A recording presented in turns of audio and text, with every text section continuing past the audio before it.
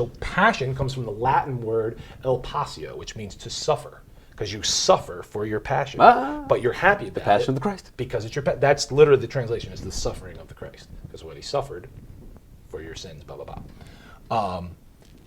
So compassion is to suffer with someone and feel theirs. So then the best thing to do is compersion.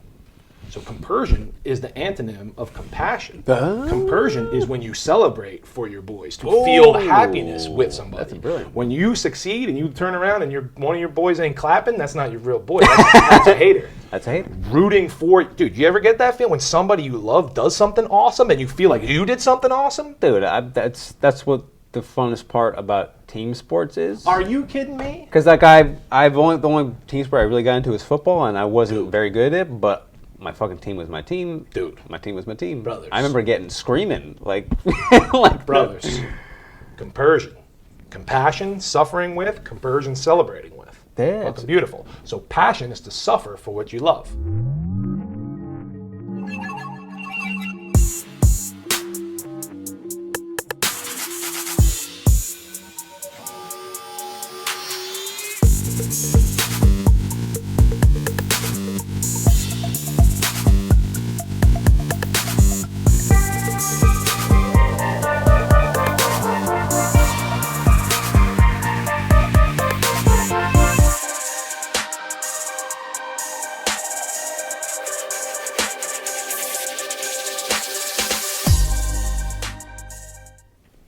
Well, here we are. The Bridge Podcast, back again. Sean Nixon here. John Matthew. How the hell are you feeling today, man? I am feeling doable. You played that thing for me earlier, that poem. That was. Oh, yeah. It's nice. Sometimes we start off with breath work or meditation. We started off with a poem today. Yeah, it was powerful. It was beautiful. Powerful stuff. Get I'm you feeling thinking. good. Dude, we were I'm feeling laughing, good. learning, crying, Dude, feeling. I've went through the whole experience of life just in that poem. Literally. Literally. It's fucking beautiful. So here we are. The 6th or 7th out of 8 pillars. I think 6 out of 8 pillars now down.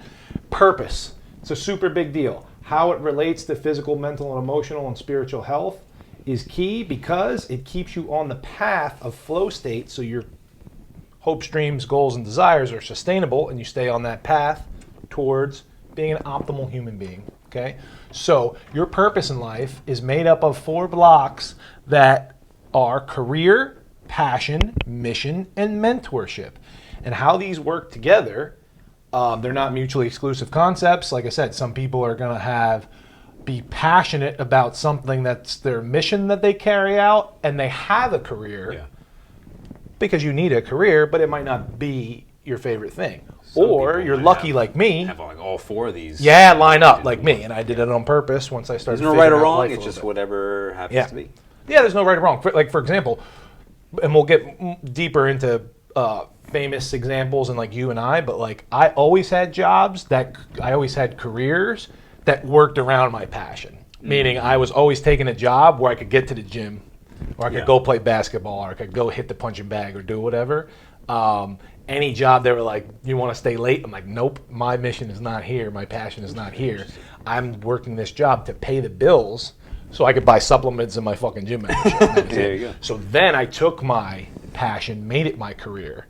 We're coming up with our mission, and then mentorship goes without saying. I've always part of your job. been mentored, right, and it's part of your job. Teaching, coaching, mentoring. So you're an example. You're a good example of it Of all all 4. being connected. Which right? it all being connected is the Japanese term called Ikigai, which means reason for being, which is purpose. Okay? So this is where we're at. If you've never heard of Ikigai, it's the intersection of where what you love, what you get paid for, what people or the planet needs, and what you're good at. And what you're good at.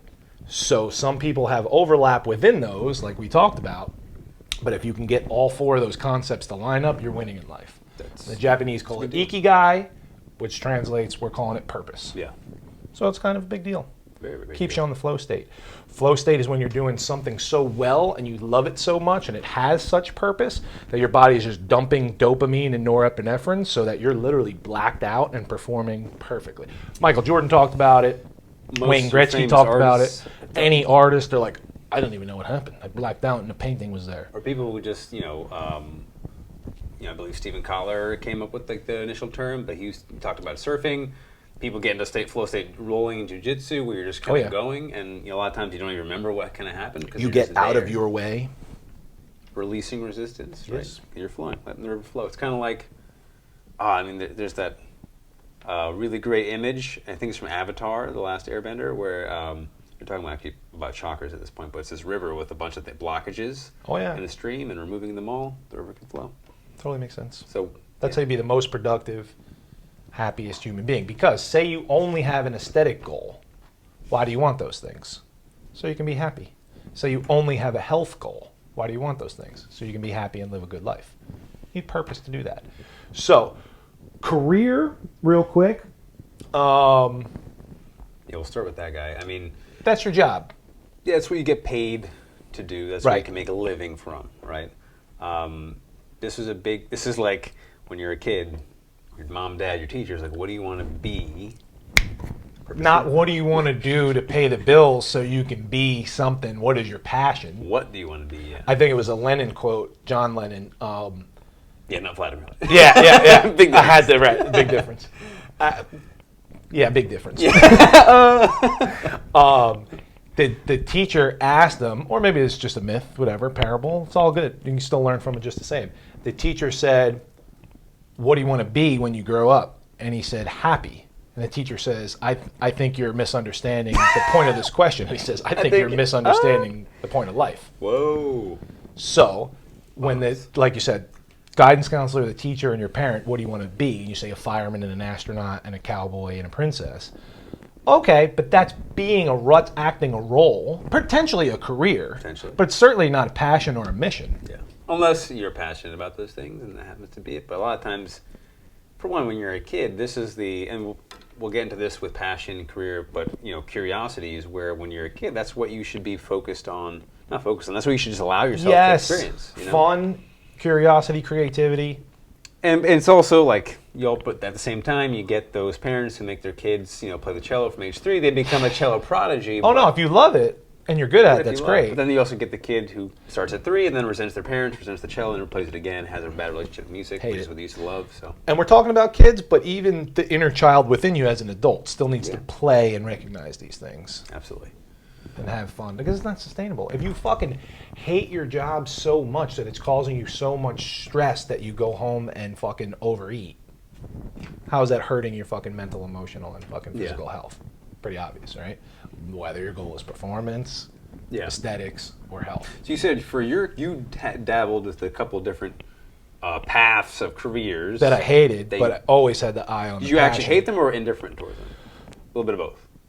So the first one, great question, because the first one I liked and I tried to have it as a passion because I knew that there was mission behind it, meaning I was doing water treatment, like plumbing, but drinking water focus, like filtered water, bottled water, reverse osmosis stuff. Getting people to stop drinking shit that's killing them. Exactly. So I thought that was awesome. And I had this thing, even before I knew anything about anything, but like you have this internal knowledge, like so many times I look back at notes. Internal knowing? Yeah. Intuition? I look back at notes from 10 years ago and I'm like, I wrote that? I was fucking smart when I was dumb. You know what I mean? Like I had it in me, even though I was still doing dumb shit. And still was fucking pizza and beers and speeding and doing dumb shit. But like my notes, from within were fucking really good. And I always said to myself, like, why hate work when I can come in, listen to fucking sports radio, drink coffee, have fun all day, and when someone calls and they says my fucking water's not working, I go and I problem solve, and now I just help somebody. Like I always thought that was cool, even when I'm like fucking 20 years old. Yeah. Like I was like, they called all frantic and then left with a smile on their face because I went down and changed the filter that was blocked with iron or whatever the fuck in the water. Yeah. And now their water works and they're happy. Like I made someone happy. Yeah. I did something meaningful. Yeah.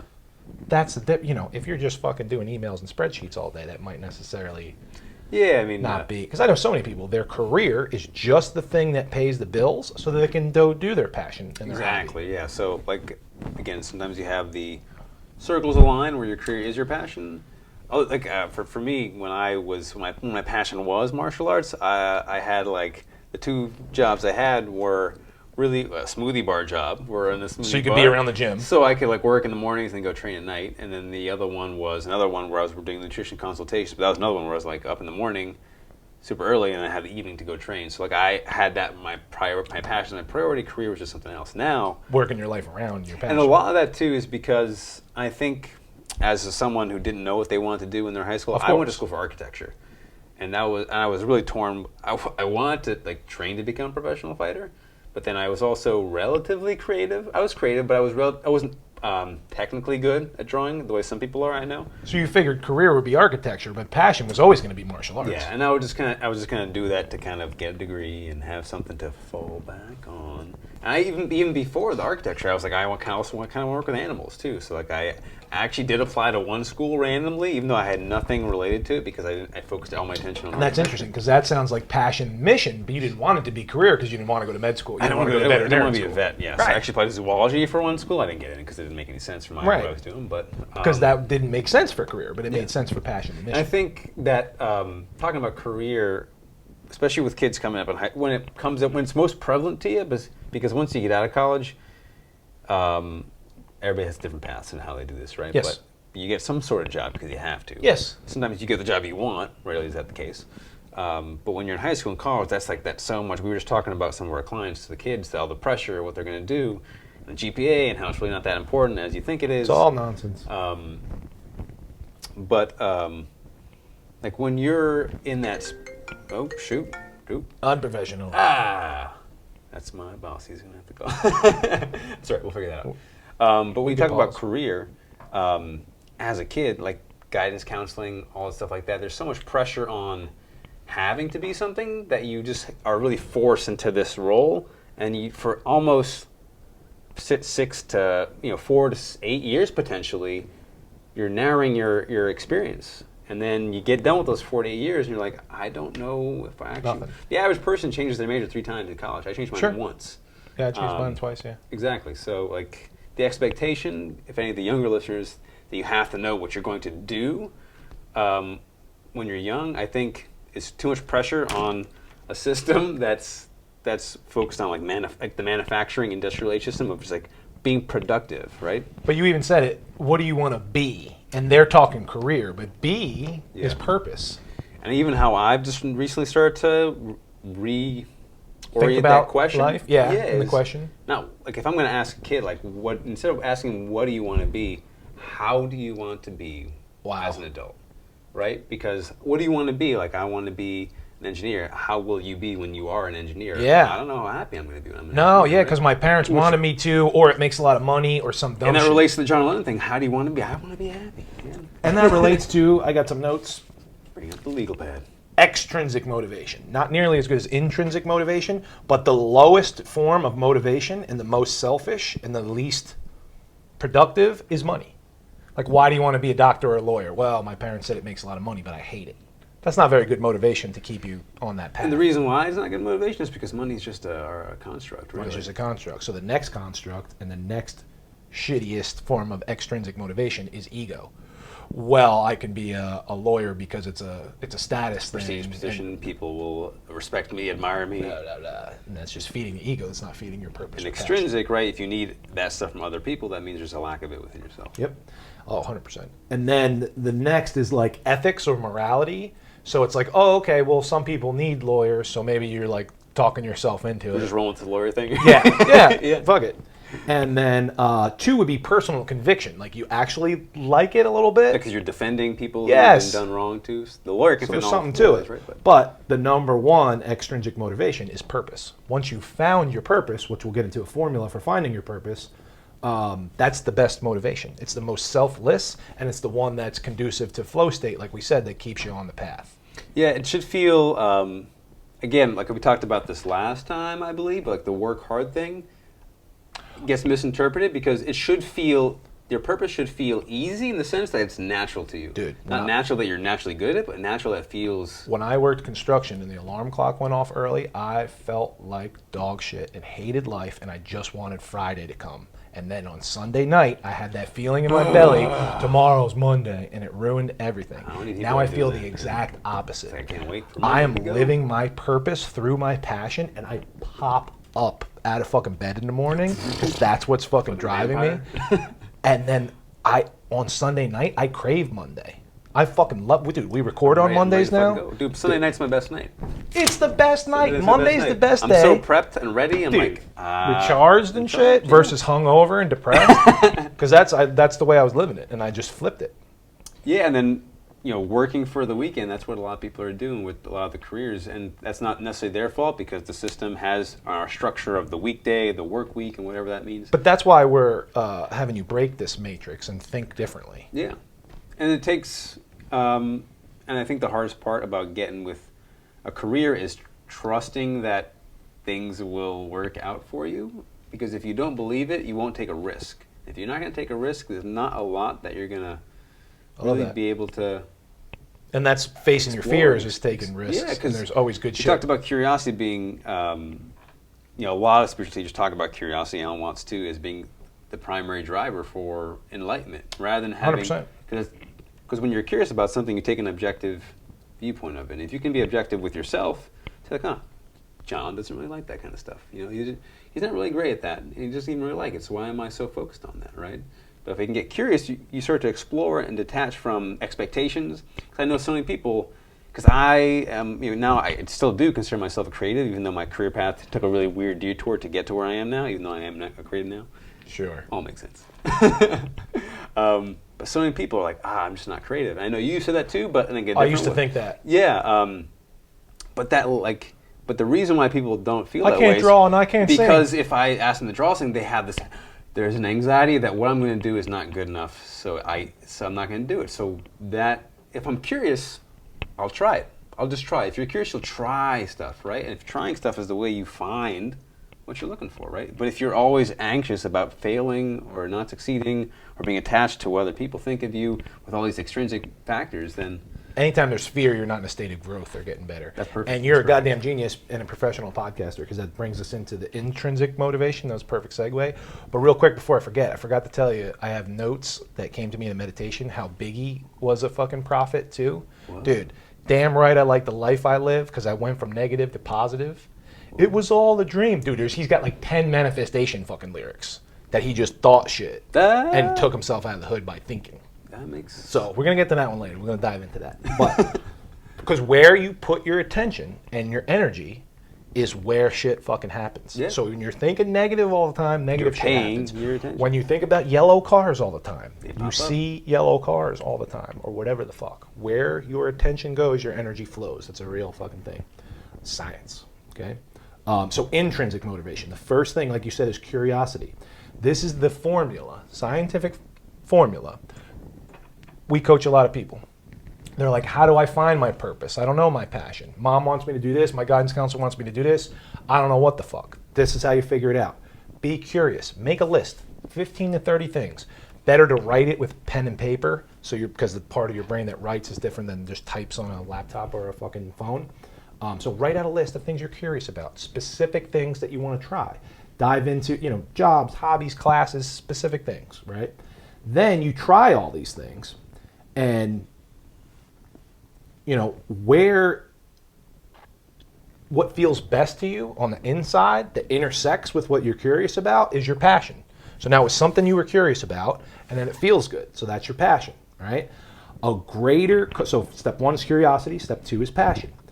A greater cause than yourself for your passion is your purpose. So helping other people, building businesses, whatever it may be.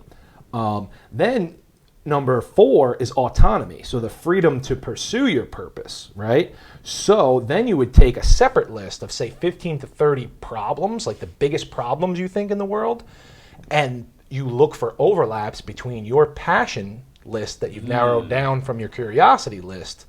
Like your curiosity list, I like 30 fucking things, but I'm only good at and feel good at these 2. Then there's a list of 30 problems in the world. The world's biggest problems are the biggest business opportunities. So now you see where I'm good at this, I like this, I can make money off of this, and I can help people off of this. Now you just made your own Ikigai overlap. Right? That's brilliant. Then the last step is mastery. You master the skills, you find flow state, and you go, and that's your motivation.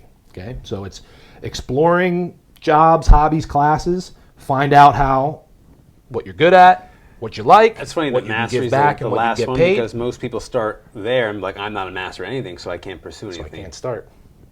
Then you immerse yourself in learning and practice. You figure out how it can help people or give back or help the environment. And then step 5 is get better at number 3 and 4. Learn more, do more, help more. Learn more, do more, help more once you're on the path.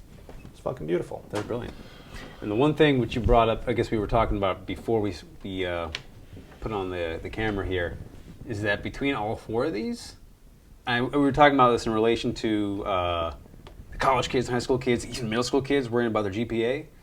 All 4 of these things, the primary interconnected underlying common denominator is you're going to have to communicate and you're going to have to problem solve and with communication. all 4 of these things. 4.0 can't do that. 3.0 can't do that. Those are all just numbers based on tests and homework. You got to try things. There's nothing wrong with reading. There's nothing wrong with class. There's nothing wrong with school. But when that's the be-all, end-all instead of the means to an end or a stepping stone to your greater purpose, then you're fucked. When you're hanging your hat on cheating, cramming, or whatever you're doing, and memorization, thank you, and memorization and regurgitation on a test to get a certain number. To get a piece of paper? To get a piece of paper? So why? Your parent or teacher fucking feels better about you because you got a 4-point-something number, and then you go to, and you can't do a job interview because you don't know how to talk to people. Yeah, nobody's ever asked me my GPA. Not that I've had jobs. There will definitely be jobs where people are going to ask you your GPA. Not saying that they don't need that, and not saying if you need to go to med school, law school. I was going to say, thank you. PhD med school, law school, programs. that's real. Yeah, but that should be, again, another path towards any one of these, not a means to an end. Perfect. School for the sake of school. Never works. Yeah. Never works. Certifications for the sake of certifications leaves you unfulfilled. Unless your goal is to become a professor. There's so many, right? But there's so many rich people that aren't happy or healthy. They got all these problems. I'm fucking rich, but I'm depressed and I'm anxious. See it all over the place, man. And I'm like, no, I can help you. You've already gotten the money out of the way, so you're the lucky one. That freedom-ish to... No, most people don't have that. Boom. So 99%. That's your first piece of gratitude right there, is you can pay a professional coach to fucking help you out here. So like I said, everybody needs a career. We'll run line by line now. Everybody needs a career. If you're lucky, your passion and your mission and your mentorship lines up with your career. But if not, your purpose is still bigger than your career and the most important thing. So you don't have to tie it to your job. Like I said, if your favorite thing is fucking playing guitar on open mic night every other weekend and you work something. Oh, so you talked about switching your major. Yeah. I love music, so I majored in music. And then I was going to major in music therapy to fucking help people with sound healing and shit like that, right? Then, since that didn't work out, but my passion was still music and music and sports is like all I love and I still love, right? Yeah. So then I switched to early childhood education. I go, I'll just be a fucking elementary school gym teacher, just so I can be the football, baseball, and basketball coach. As a means to something else. Boom, means to something else within my passion. The career will be I have fun with the kids playing dodgeball, don't give a fuck, collect my benefits and my whatever. Right, of course. Duck, dive, dodge, dip, and dodge.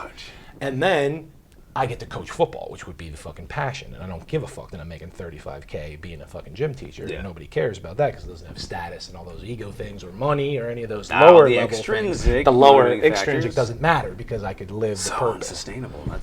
That's what you just said. That's the reason why those people who have wealth status can oftentimes be unhappy because those are so many times. Most of their stock is in the extrinsic factors because it's been projected onto us, right? Of course, it's the system. And like, it's all, and now the kids are getting it with all social media, like this is what it means to be successful. You got the guys, look, standing next to the Lambo, this is what it means to be successful. That's just hilarious. I'm like, what are you doing? Rented Lambos and photoshopped butts, like that's cool. That doesn't make any fucking sense to me.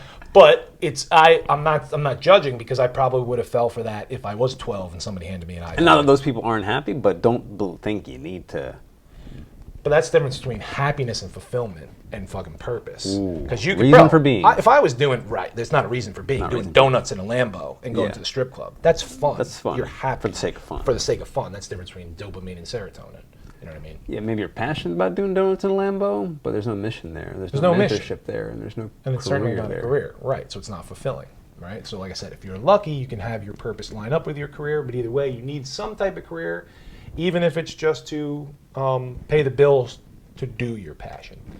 Your passion, all right, so here we go. You like we like I like turtles. word history on the show. So passion comes from the Latin word el patio, which means to suffer, because you suffer for your passion, but you're happy about The passion it of the Christ. because it's your that's literally the translation is the suffering of the Christ, because what he suffered for your sins, blah blah blah. So compassion is to suffer with someone and feel there. So then the best thing to do is compersion. So compersion is the antonym of compassion. Compersion is when you celebrate for your boys, to feel happiness with somebody. That's brilliant. When you succeed and you turn around and one of your boys ain't clapping, that's not your real boy. That's a hater. That's a hater. Rooting for, dude, you ever get that feeling when somebody you love does something awesome and you feel like you did something awesome? Dude, that's what the funnest part about team sports is. Are you kidding me? Because like the only team sport I really got into was football, and I wasn't very good at it, but my fucking team was my team. Dude. My team was my team. Brothers. I remember screaming like Brothers. Compersion. Compassion, suffering with, compersion, celebrating with. That's beautiful. So passion is to suffer for what you love. That's why really, really great podcast I was listening to, but they were talking about Maslow's hierarchy, but they were saying, like, your troop or platoon, your military, it's rare to ever have an experience of that closeness just because of what they go through. 100%. But it's related to that team aspect of conversion being like having each other's success, supporting each other. That's very, very meaningful, right? So Huge. That's where wife swapping and swingers came from. World War I or II fighter pilots and shit loved each other so much and knew that they were probably going to die. They would all switch hotel keys and fuck each other's wives on some brother shit because they knew if I die, you at least love her too and you're going to take care of her. What? Because they love each other so much and they have a high risk of not coming home. That's intense. So at least my brother will take care of the mother of my children. That's intense. Versus some random guy getting passed around. Yeah. Jesus. Yeah. World War II, baby. I got more World War II metaphors and shit coming later. I don't want to use them all at once. But passion, because you said music was your passion initially. When did that kind of switch into what it is now? Because it's not your passion now necessarily. Not that you're not passionate about it. Not that you can only have one passion. Yeah, I was going to say, it still is. Because like I said, it was music and sports. Always. So to me, like if you're in the weight room, if you're in the gym, if you're doing something and music is not playing, you're fucking up. You know what I mean? Yeah. Like the music is what we've seen. Every fucking rapper wants to be an athlete and every athlete wants to be a rapper. And they're not necessarily fucking good at it. But it goes together. Let's put it that way. That's interesting. They go together for sure. Yeah, you never had a locker room that didn't have hype music. No. Music is the vibration and sound of feelings. So that's how you got to fucking think of it. Yeah, watch a movie with that music.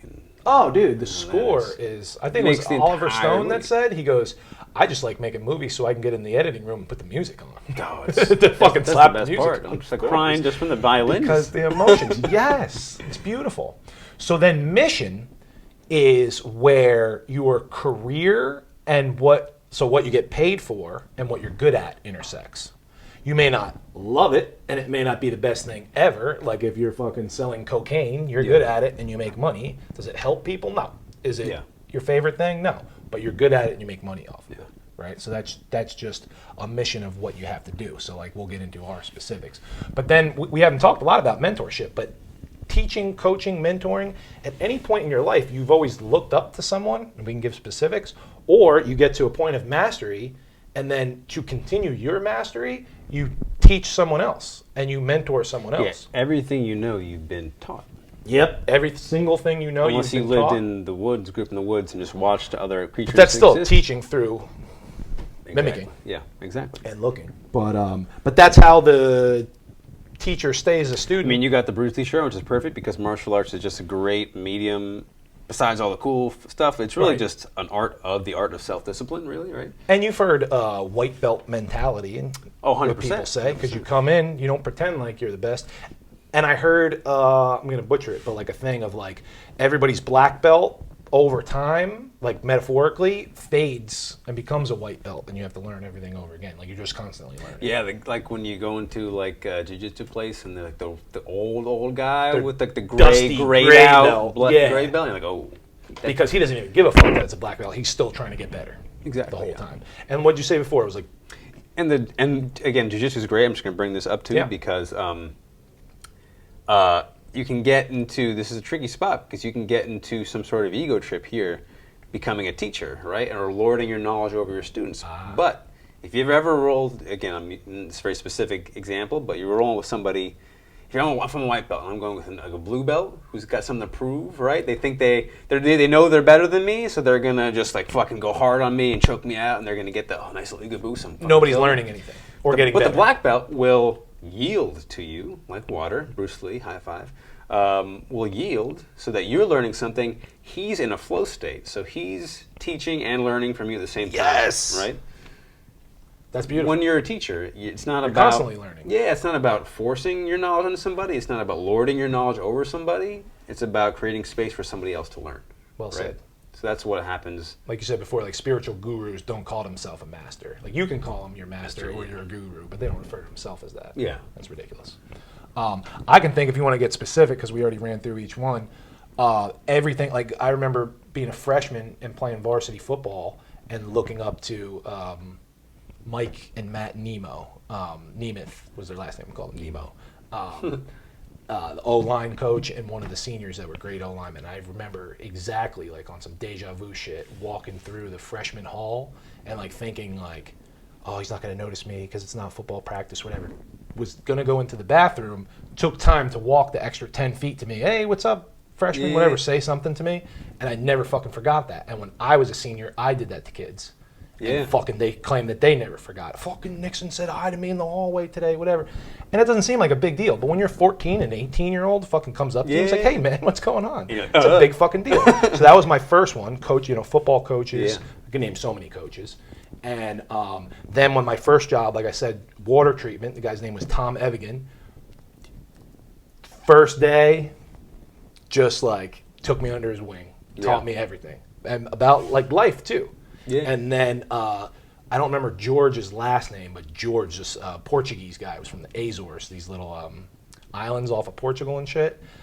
He taught me so much about work ethic and all these things. And then when I became a trainer, Ivan was a big mentor for me in the beginning. Yeah. And now a lot of my because of the stupid fucking COVID or whatever, a lot of like mentors and people I look up to now are the Paul Checks, the Aubreys, the whatever, teachers, on just like webinars and seminars and podcasts and books and looking up to. But we'll get more mentors in the future when things open back up a little bit. But now I'm in a role of mentoring as far as coaching and stuff like that.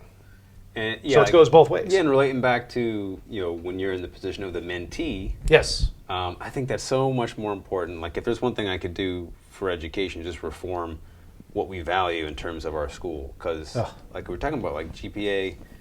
Again, school's important. Study. Take your tests. You're going to do better if you put less pressure on yourself. Yeah, but you're also going to, like, how much is taking a Scantron going to prepare you for the real world? Like we said, there's no Scantrons in real life. Zero Scantrons in real life. Not even like, a little bit and you need this. Like, no. It's all communication and problem solving. That's what having a mentor allows you. First, learning how to communicate with someone who's a little bit more higher level than you, whatever level they are, it doesn't really matter. But that's how you level up. Yeah, and if you're in an apprenticeship role, whatever the apprenticeship is for, you're learning how to problem solve, and they're teaching you how the process of it, right? But it's literally anything. Dude, a plumber is an apprentice. A fucking doctor, when you're doing residency, you're looking up to fucking surgeons. You're playing football, and you're a JV, and the varsity guys, and right? In practice, you're watching. It's every single thing. Black belt, white belt, like it's all. Everything is interconnected. Yeah. Boom. So you want to run through maybe your story, my story, and but we'll talk Bruce Lee, right? His passion was martial arts. His career was acting, but how he merges them is he's like, I'll just do martial art movies. Yeah. That's how he never made $1 off of martial arts that we know of directly. The movies, yeah. But he was an actor in martial arts films, so his passion helped his career. And then his mission, philosophically inspiring people. And bringing martial arts to the West, to America. At least in popularizing in the West. Popularized it. Yeah, mentorship. That goes without saying. I got mentored, and I'm still learning from him today. People claim he invented MMA, mixed martial arts, because before then, don't you dare say Cross. that your guy is not the best teacher Yeah. and don't cross modalities. Yeah. And he said famously, I'm going to butcher another great quote, take in everything that is useful, let go of what is useless, add what is uniquely your own. Yeah. And then flow like water. That's such a good one. Yeah. That's Yeah, the huge. elimination of the non-essential, I think is what Yes. you said. Right. So then, just this weekend, Dustin Poirier knocked out Conor McGregor, right? Dustin's passion that we know of is fighting martial arts, Yeah. right? Being a UFC fighter, which is his His career career. now. Makes money. But that's what he makes money off of. But his mission is his charity. What's it called? The Good Fight. The Good Fight, Foundation, right? yeah. Is his mission. So when his fighting is no longer his career, his passion is going to take over as his mission. So right now he has overlap, but that doesn't stop his purpose in life. Yeah, and his organization is intrinsically tied to mentorship. It's getting how he got into fighting is he was just like a kid on the street in Lafayette, Louisiana, just fighting for the sake of it, getting into trouble and potentially going down a wrong path like so many do. Found fighting, was good at it. So now he's going to use his career, use the money from his career, his autonomy from his career, combined with his passion to teach others, younger kids, to follow the same path. 1, 2, 3, 4. That's brilliant. Happy life. Mental, physical, emotional, spiritual. You got a little story that has career, passion, mission, and mentorship? It all started January 6, 1994. No, I'm just kidding. Little baby boy, 8 Yeah, pounds, right. 4 ounces. What we're doing now is very similar, but I get very different paths to get there, right? Very different people. Everybody's different, right? Same, but different. Yeah. I see the similarities more than the differences when I look at Yeah. people. Oh, there you go. I just do. Write it down. Bada You know. boom. They tell you to look for the differences. I look for the similarities. Same. But yeah, career. Like I said, like when I was in high school, I was always like, this is hilarious because like every parent does this. They just all parents project onto their kids. Of course, all the because time. they want what's best for you. They Exactly. think not- money not in a equals negative safety. way. Yeah, exactly, right? Which is funny because most of if you look at people who are successful, what made them successful is the not having, or is what they didn't have, is what they had to learn, right? So if you're giving somebody everything, what are they going to And as long as money and success and status and safety don't interfere with happiness, you can be happy too, I guess. Exactly. Yeah. Instead of looking for Exactly, happiness and exactly. purpose and filling everything else in from there. And trusting those things will align, right? But for career, for me, I always didn't know what I wanted to do until like the first thing I remember being told or felt that I was good at was martial arts, and I wasn't even like at a super high level the way some guys like Doug talking about Dustin Poirier. I don't think I would ever have been his level, but that's not the point. The point was like I was like 6th or 7th grade, like my first. Like, because I tried soccer, I tried all these sports, and there's nothing there. Like, I couldn't tell you any memory I have of soccer, but I know I played it for a couple of years. Right. But who gives a The shit you don't have memory, that's not what you're I passionate played the about. violin, I didn't know that didn't pick No up anything. passion, Yeah. right. I kind of liked drawing, I was kind of decent at it, and people were always like, oh, wow, you're a really great drawer. They were projecting that onto me as thinking they're giving me some guidance to go, which is fine. But then I won like my very first tournament in like dramatic fashion, and it was like the most exhilarating feeling. Jiu-jitsu tournament? Yeah. Or kickboxing? Jiu-jitsu. Both. I did a kickboxing tournament and a grappling tournament the same day. Nice. I got 3rd in kickboxing, I got 1st in grappling, and then I was hooked. I was like the feeling of success, the feeling of your teachers and mentors, like being proud of you, is like it's an intense thing. And also because I was also a smaller, scrawnier kid, like that feeling of like strength and empowerment and like respect was a big thing for me because I always felt disrespected or overlooked as a kid. And so like that was like, okay, this is it now. Like that's what I want to make a passion. That's what I was focused on, like through high school. And I always kept it on the DL because it was not something that like, if you told somebody, you got like what I love in The Pursuit of Happiness. Like when the kid sees playing basketball and Mike Will Smith is like, don't expect you're going to be, good at basketball. And the kid's like, he gets upset, right? Yep. His son gets upset. But then he gives him the speech. He's like, don't ever let anybody tell you that you can't do something, even me. 100%. Because people can't do something themselves, they tell you can't do it. Even right? yourself, yeah. Because you got a dream, you got to protect it. So like that Love last that. part stuck on it. I didn't really tell that many people. It's because like I got to protect it. Because I know if I tell anybody, they're going to make fun of me. They're going to say, don't do it, do something else, right? My initial martial art teacher actually didn't, because architecture was the arbitrary kind of thing I went with because it's a good career, it's a respected career, If something makes money. you happy and somebody else tells you not to do it, tell them to go fuck yourself and don't listen to that shit at all. My mom's also paying for my college, so that didn't really work. I wouldn't Doesn't really work matter. that. Yeah. Doesn't matter. Doesn't mean that Looking you don't back love now- her. I'm saying in your head, be like, no, well, that's I mean, boundaries. Well, here's an example of that. Look at Freddie Mercury and his dad. Perfect example. Holy Became shit. one of the greatest performers of all time by saying, no, I don't want to do No, what I'm you think is I'm a best for me." flamboyant artist. I'm not going to be what you want me to be. Yeah. I'm going to be... Guess what? He was right about who he was. You're always right.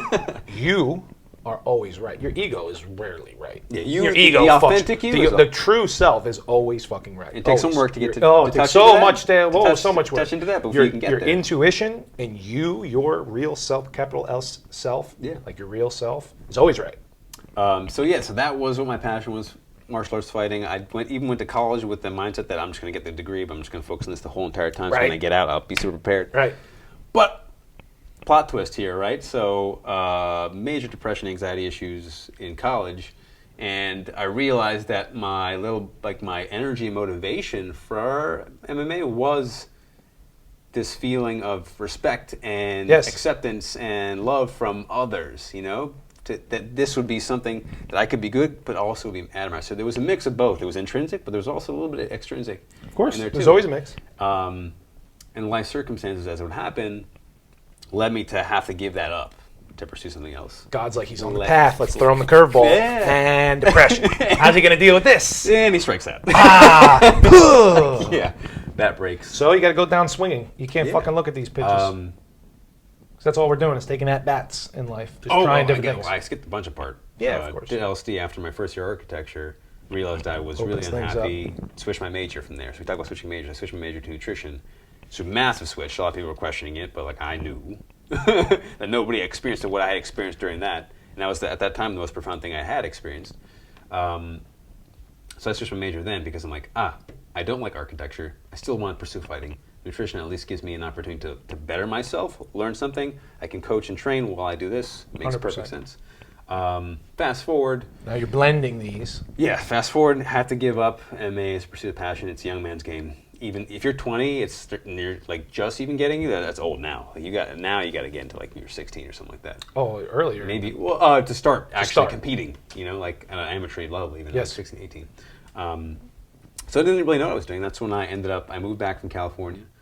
I moved to California to pursue that. Moved back from California to New Jersey, and I didn't know what I want. I had no idea what I was going to do. So I had this degree. Thank God. I was like, oh, this is where the fallback comes in. Right. But so I didn't know what I was going to do. So I got the first job. My neighbor Julia, she worked at the gym. Yes. She was my first friend I ever had. Yeah, I knew. Really, Yeah. I knew her so much longer before I knew you. Yeah. So I went there because I think I knew someone told me she was there. I'm like, oh, that'd be kind of cool. Maybe she's there, and I got the job. Ivan hired me. He told me I'm the only person he ever hired, off the second interview or the Yeah. first interview. That makes sense. And again this was my plan C at that point. Sure, to sure. Become a trainer. I was like, Sure. I guess I'll do it. But it's I mean, another intermediate thing. Well, you never know how things are gonna plan, right? In the moment.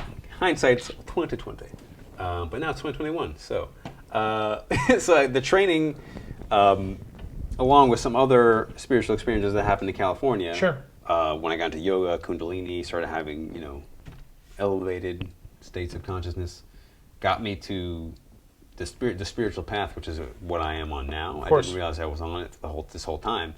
And the training and all the things I had to go through at that experience, that whole job, looking back now, had very little to do with the job itself. It had to do with the relationships I made. Of course. Well, how long did we know each other peripherally before we started talking? A year? I was about to say a year. Because you were a morning guy. I 5 a.m. morning guy, and you were 5 p.m. evening guy, right? 4 p.m., 2 p.m., right? So we never really even saw each other. But it only took the first time till my spidey senses went off. The only Do you remember what I'm talking Well, about? the reason we started talking, I remember the first time I talked to you. We were in a group. And Adam Goldstein, both you guys together, was because of fantasy football. Oh, okay. But that's different, though. But I know I'm not going to know you're a wizard from football. No, I but just that's knew the you were first time we cool. even interacted. No, in but a people are conversation. cool, but there's Yeah. levels. I'm talking about when we were downstairs and there was a group and everybody's telling little stories. And I'm keeping quiet, even though I have a big mouth, because I know that they're just ego stories of people trying to be cool and show off, like high school lunch table talking about stories. weed. And then, some people's like, oh, I ate a wheat brownie on the weekend and got so blitzed, man. Whatever the fuck. Yeah. And I'm just keeping quiet because like, why should I throw my 2 cents in at that point? And like, it's with what you've done. It's not right. You ever fucking go on a 3-day bender, motherfucker? Yeah, exactly. You don't know nothing. There's levels. Dude, there's levels to fucking whatever. So I don't say nothing. Then you told a fucking amazing story about like walking through the redwoods in California on shit. I'm like, hold the fuck on. What if I throw a breadcrumb? What if you did? And see if this motherfucker picks it up. Your face one time? You stopped what you were doing and did like full like. Did you Did just say that? Maybe this motherfucker knows some shit. You were the first time I heard a breadcrumb, you were helping one of your clients on a bench press, and you said something to her, the one who competed at the competition. I forget her name, but you know what I'm talking about. You said something to her, and I was like, I was up there doing floor trainer. Yeah, you were picking up a foam roller or a mat, and you stopped and fucking did a full like the fuck. And then I think that day we had the full conversation. Then I knew because of your look that I could say something else where I'm not going to say in public like. So, and that's another thing because you always think you know what you want. The ego thinks it knows what it wants because the ego attaches to things. Yes. But there's a internal Purpose is driver. beyond ego. We already talked about that. So like I said, what I thought was going to be like my job versus career at the time. I was like, kind of those things like I did not like going to the gym. Honestly, for like the first like 6 months, like I couldn't stand just like being there. But that's how we're here. Looking back now, the relationships I made, the things I learned from those experiences, The learning. Were more valuable than Anything. than the money, the career, No, there ain't no what money. I thought I wanted. Dude, if you want money, don't be a personal trainer. You should be a Exactly. fucking stripper or sell coke or something. Get the fuck out of Do here. both. That's what we Do do. both, right. Simultaneously. There's way more lucrative things you can do than be a fucking personal trainer. Yeah, but, I'm here because I want to fucking serve people and help people. Yeah, what came to me the other day, and I think sums up in a single sentence, because as you distill your...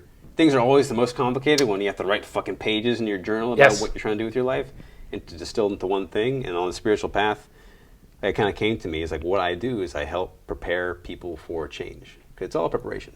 100%. Spiritually, mentally, physically, and emotionally. That's what we're doing here. That's what 100%. I'm doing with my own business and my own career, my writing especially. For me, it was coming full circle, going back from the extrinsic motivators back to the intrinsic ones. So like I said, I was creative before. I rejected that part of myself to go pursue something that I thought would give me more happiness and success and fulfillment. 5 years later, now I'm back in the creative, and that's I do a lot of graphic design, do a lot of writing, the things that are more true to my nature, but I had to go find out all the shit along the way to learn it. But I'm glad I did, because it makes it more meaningful and more valuable. That's your experiences. And now that I'm like on my own, I get to wake up, and I still coach people, but there's not this pressure to make this my career. It's more of like, I get to mentor people. I'm doing what I love. The shit that I have, I'm on a fucking mission. Like, we both have a fucking mission. We're on a fucking mission. We're on a fucking, this is fucking interstellar right now. We're going in outer space. And I've started my own career making what I want to make. It's a beautiful story. Brilliant. You put such a good story. Even just like you put Nipsey Hussle just a while ago, and he was So good. outlined it perfectly. I know I just took up a lot of time there. No, dude, that was so good. I'm just going to be quicker then because Your for story time. so much cooler. Nah, but maybe we'll skip it. It's not cooler. That was so No, your good. story's Because great. what it did was it tripped me into 2 flashbacks that my brain forgot about when you were telling your story about like people can. I think maybe when you were saying the pursuit of happiness story, where people could like believe in you, and then you start believing in yourself because it's the only thing that fucking matters. Is Take a swing, pushing the wheel. or stifling you and saying that you're not good enough or whatever. And I remember, like I said, when I was a freshman, I was playing varsity football, and Coach LaCava at one point, I was a pulling guard, and I pulled and fucking knocked somebody the fuck out who was a senior. So I'm 14 years old, knocking out 18-year-old black dudes like fucking monsters. And I just remember Coach LaCava rewinding it over and over and over in the film room. You see that, men? Fucking Nixon's on a mission. You see this shit? That he's going to be playing at the next level. That's brilliant. And we fucking went in and he wrote letters to everybody. Penn State, Wow. Miami. He wrote all the letters and signed them. I fucked it all up after by being an idiot. Did you? Right, but now I'm here. Right, exactly. In the moment. Right, because I never You're grew like, fuck, big yeah. enough. Right, but in the moment, that was a big fucking deal. And I remember, don't know how I just remembered this. I used to do, obviously, the pump-up speeches and shit for the guys and fucking wave the flag and go out. I invented going to the middle before TO, before anything, going to the star and fuck. I remember West Windsor North, they have the night. Yeah. I fucking planted our flag in his fucking eyeball and we danced during their homecoming and shit. That's brilliant. Anyway, so I got She goes carried win the away game? with the motivation. Dude, crazy story. We won the game, one tied for the division. But I remember my mom saying, I just remember this now, saying that she's like, wow, doesn't know anything about sports, but it doesn't matter. She's like, wow, you're such a leader. You would be a great coach one day. And then I just remembered in the yearbook when you put like the shit at the end, Superlatives? like dude, I put NFL coach, which is coach. Whoa. And 7 years of drug use and abusing myself and being fat and just working for the weekend later to now being the fucking greatest coach ever, being on a mission to make millions of dollars and help people and give back. It all fucking is there. And I think both of our stories too, because we're living it kind of right now. We can talk about Dustin. We don't really know what he's the inner workings of his life. Bruce Lee, his story has ended, and we don't know the inner workings of his life. Sure. But like, we're both living it now. There's so much. To have an expectation is to restrict yourself from the curiosity, restrict yourself from opportunity. So when you set your sight on a super hyper focused on the career, yes. Again, if I can give any advice, don't focus on what, focus on how. How do you want to be? How do you want your life to be? When you wake up in the morning, how do you want to feel? When you go to bed at night, how do you want to feel? When you're doing what you love, when you're doing the work, how do you want to feel? Dude, you're floating when you're following your purpose. It's literally floating. You could work 16 hours straight and it won't feel like work. That's why the people who have their purpose always tell you it doesn't feel like work. No. Not that they're not working There's so hard. many people. Not that they're not putting in effort. I never work a day in my life for something when you do what you love. Yeah. All the cliches are fucking real. So just for time, I'll run through real quick. My passion is helping people. My career is a coach, so I get to help people. I have mentioned my menteeing, and now I'm mentoring everyone I coach. And my mission is to help child abuse, domestic abuse, human trafficking, and rape victims to heal and grow, and grow, and help everybody along the way. But when we get in, the money's coming, and then that's what we're gonna get into. Yeah.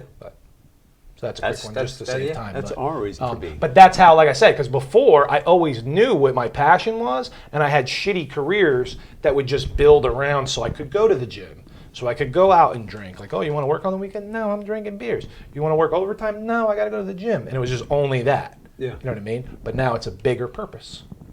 Yeah, we were talking about poems, and I was telling you the reason I brought that up is because, we both said the other day, like, we're philosophers. 100%. Heart of it. Because what's the definition? I was doing that in high school. Like, I was writing poems about meaningful shit. They weren't great, but I wrote a lot of It doesn't poems. matter if they're great or not. It's about what you put into the meaning behind it, that you love to do it and it meant something, right? So I didn't even realize that the spiritual seeds were being sowed into who I am right now.